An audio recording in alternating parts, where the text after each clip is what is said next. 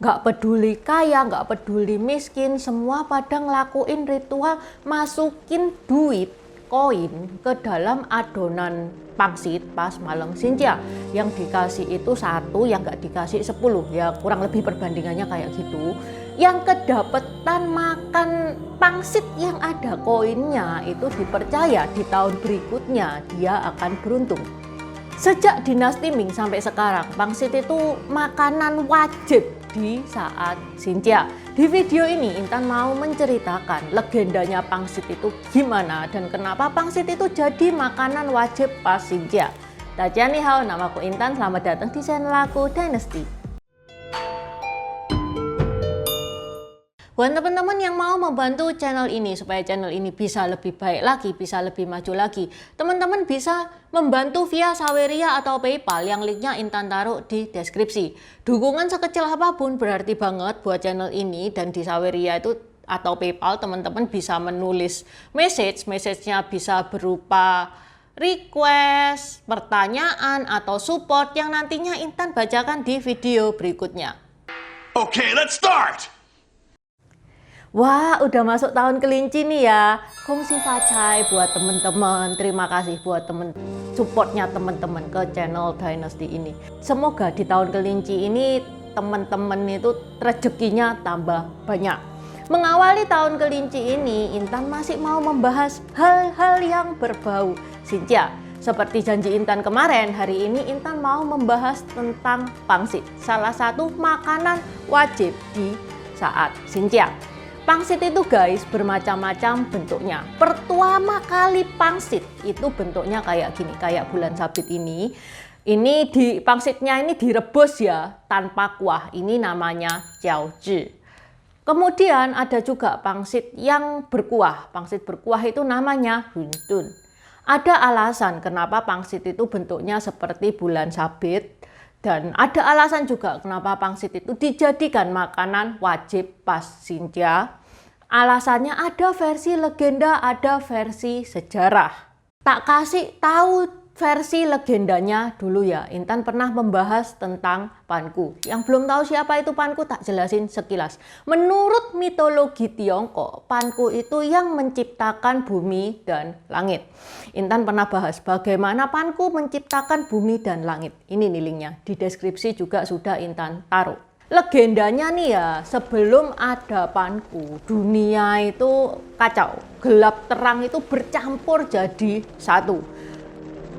Dunia ini sebelum ada Panku ini ya, ini dinamakan Huntun alias kekacauan. Gimana nggak kacau? Gelap terang campur aduk jadi satu. Kemudian Panku datang. Dia itu memisah-misahkan yang gelap dan yang terang. Yang terang itu dia angkat tinggi-tinggi sehingga yang terang itu menjadi langit. Yang bawah yang gelap dia taruh di bawah. Nah, yang gelap itu jadinya bumi. Awal-awal waktu Panku naruh yang gelap itu di bawah, itu bentuknya seperti adonan lumpur. Makanya pangsit yang jenis huntun itu bentuknya kacau ya, nggak cantik kayak bulan sabit gitu. Karena itu melambangkan adonan lumpur. Nah, jenis pangsit huntun itu pelafalannya sama dengan huntun dunia sebelum ada Panku. Hancurnya tapi beda. Makanya huntun itu dimakan awal tahun untuk memperingati awal dunia. Itu tadi versi legenda. Sekarang tak cerita nih versi sejarahnya. Dan seperti biasa, untuk versi sejarah Intan bahas, kita jabarin mulai dinasti per dinasti. Buat teman-teman yang belum tahu pergantian dinasti-dinasti di China, tak saranin teman-teman nonton video Intan tentang pergantian dinasti-dinasti di Tiongkok. Ini nih linknya, di deskripsi juga sudah Intan taruh. Cuman satu video, isinya pergantian dari dinasti-dinasti dari awal-awal sampai Tiongkok menjadi republik. Nah, pangsit itu guys, itu sudah ada sejak dinasti Han. Yang nemuin adalah Zhang Zhongqing. Dia penduduk di Tengzhou, provinsi Henan. Awalnya Chang Chongqing ini ngebikin pangsit itu untuk tujuan pengobatan. Daging itu dibumbui, daging kambing itu dibumbui supaya enak, terus dibungkus dan dibentuk kayak bulan sabit. Ini tujuannya untuk mengobati radang dingin. Teman-teman tahu sendiri kan, pernah makan kambing kan? Kambing itu kan memang dagingnya panas. Begitu kita makan kambing, kita kerasa kayak panas banget gitu. Pada masa akhir dinasti Han dan pada masa era Tiga Negara, pangsit itu sudah mulai dimakan oleh banyak orang. Namanya pangsit pada zaman itu adalah Yue Ya Hun Jun, yang berarti pangsit bulan. Bentuknya kan memang kayak bulan sabit. Menurut buku Wang Ya yang ditulis oleh Chang Chuen, dari periode Tiga Negara itu sudah ada makanan berbentuk bulan sabit. Pada masa dinasti Utara dan Selatan, pangsit itu mulai berevolusi, mulai banyak macamnya. Bukan cuma jiaozhi doang, ada juga yang namanya huntun. Huntun itu pangsit yang berkuah dan bentuknya enggak bulan sabit. Yang bentuknya bulan sabit berkuah juga ada lagi. Kalau teman-teman tahu sui kiao, ini enggak tahu di daerahnya teman-teman ada apa enggak. Itu bentuknya bulan sabit dan berkuah. Kalau huntun kan bentuknya amburadul, ya kan. Kalau huntun ini di Indonesia ini banyak ya, pangsit berkuah itu ya huntun. Pada masa dinasti Song itu mulai pangsit yang berbentuk bulan sabit itu dinamakan jiao'er, yang merupakan asal mula kata jiaozhi di kemudian hari. Dan variasinya itu semakin bertambah, semakin banyak lagi. Dinasti Song runtuh digantikan oleh dinasti Yuan. Mungkin teman-teman juga sudah pada tahu, dinasti Yuan ini itu bukan dinastinya suku Han, bukan dinastinya Tiongkok asli. Ini adalah masa di mana Mongol itu menduduki Tiongkok, yang berkuasa itu Mongol. Mongol pada saat itu juga kuat banget. Dia bukan cuma menaklukkan Tiongkok, tapi menaklukkan berbagai negara. Sehingga makanan pangsit itu mulai menyebar sampai Rusia dan Kazakhstan. Kemudian pada masa dinasti Ming, di dinasti Ming ini jiao'er sudah namanya berubah menjadi jiaozhi. Dan mulai ada kebiasaan makan jiaozhi di tahun baru Imlek. Lah kenapa namanya kok diganti dari jiao'er menjadi jiaozhi? Ini ada sejarahnya guys. Zaman dulu, di zamannya dinasti Ming, ini belum ada jam. Jadi tidak bisa kalau janjian sama temennya, nanti ya jam 1 ketemu, jam 2 ketemu. Tidak bisa, soalnya penanda waktunya bukan pakai jam, tapi pakai 12 cabang bumi.